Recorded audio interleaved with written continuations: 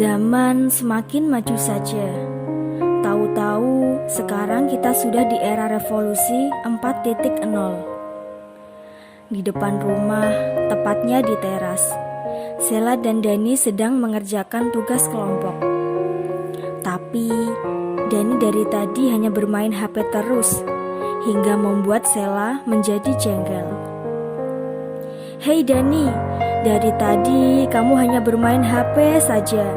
Bantu aku dong, biar tugasnya cepat selesai," ucap Sela sambil melotot. "Aku tidak bermain HP, Sel. Justru aku mencari bahan referensi untuk tugas kita hari ini," jawab Dani. "Memangnya di HP kamu ada ya?" tanya Sela penasaran. Memang benar, di zaman globalisasi semua serba teknologi. Jadi tidak heran lagi kalau semua informasi dapat kita cari melalui internet. Bahkan tugas-tugas sekolah menjadi lebih mudah dengan adanya akses internet ini. Tentu ada, Sel. Bukankah lebih banyak referensi akan lebih baik untuk tugas kita? Yang perlu kamu ketahui, Sel, HP ini tuh termasuk contoh faktor pendorong terjadinya globalisasi loh. Tanpa HP ini, coba kamu bayangin deh, kehidupan masa lalu gimana? Pasti berat kan ya? Gak kayak sekarang ini, semua serba cepat dan serba mudah. Sela hanya melongo sambil mencerna apa yang dikatakan oleh Dani itu, si biang kerok di kelasnya. HP itu contoh faktor pendorong globalisasi. Gimana sih Dan? Aku gak paham. Sela dikenal sebagai anak yang rajin belajar. Namun terkadang masih sulit untuk mencerna ilmu yang dia dengar atau yang dia dapat. Jadi maklum sajalah kalau dia sedikit bingung dengan kata-kata yang diucap Dani tadi. Iya Sel, HP kan termasuk salah satu dari teknologi. Dan perkembangan teknologi itu sendiri merupakan faktor pendorong terjadinya globalisasi. Seperti HP yang sekarang aku pegang ini. Dulunya HP masih jadul. Nah, seiring berjalannya era, HP mengalami perbaikan demi perbaikan. Untuk apa? Untuk bisa dimanfaatkan sepenuhnya oleh manusia di seluruh dunia. Sela yang dari tadi hanya mendengarkan, kini sudah mulai memahami. Lalu ia menanyakan hal yang terlintas di pikirannya. Berarti kendaraan seperti pesawat, kapal, kereta itu juga termasuk faktor pendorong globalisasi kan? Dani hanya tersenyum mendengarkan pertanyaan yang terlontar dari mulut Sela. Benar Sel, kendaraan seperti pesawat, kapal, kereta, dan lain-lainnya itu juga termasuk dari teknologi. Lalu, apakah faktor pendorong globalisasi cuma karena adanya teknologi? Tanya Sela ingin tahu.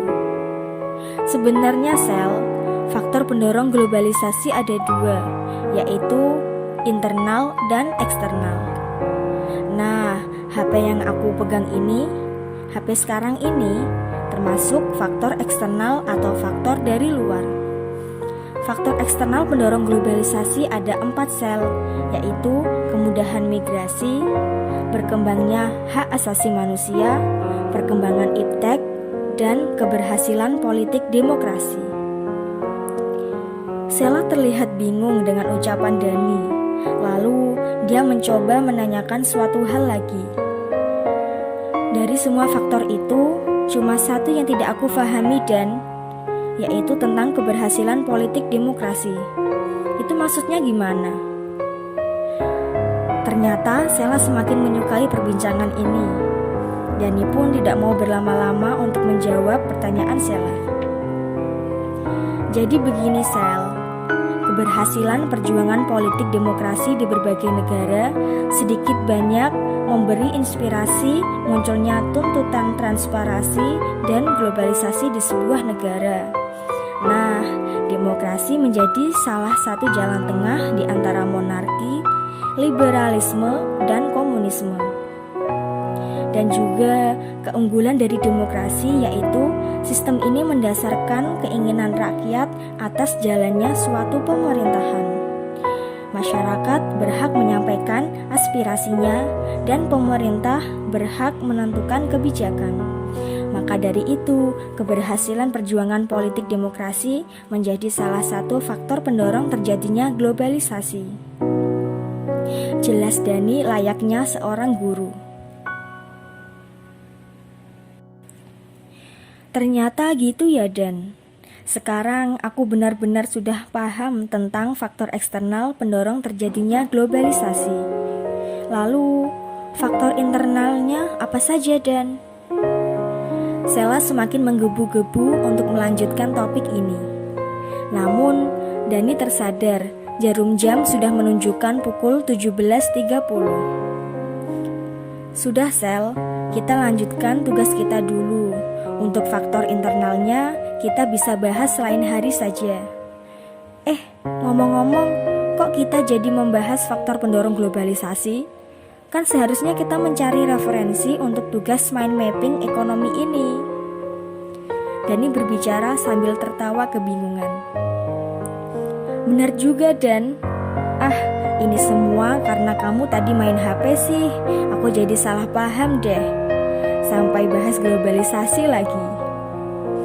Jelas Sela, karena menyadari apa yang menjadi awal mula topik ini. Iya Sel, ini semua gara-gara main HP. Kamu sih suka salah paham. Sudah yuk, kita lanjutkan tugas kita. Lihat, sekarang sudah hampir maghrib. Mereka pun melanjutkan mengerjakan tugas ekonomi. Setelah Sela mendapatkan ilmu baru gara-gara kesalahpahaman Dani main HP.